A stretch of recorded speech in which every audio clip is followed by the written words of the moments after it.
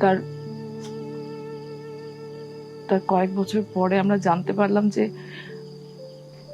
বাবা ফ্রান্স নাকি লন্ডন কোথায় যেন চলে গেছে,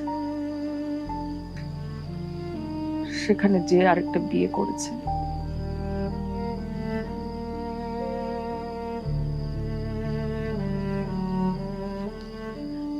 তারপর থেকে শুরু হলো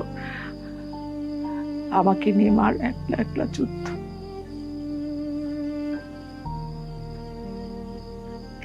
আমাকে বড় করলেন, লেখাপড়া শিখালেন, তারপর রুবাইয়াদের সঙ্গে আমার বিয়ে দিলেন। তারপর একদিন মাও চলে গেলেন। এরপর থেকে আমরা বাবাকে আর কোনোদিন খুঁজি।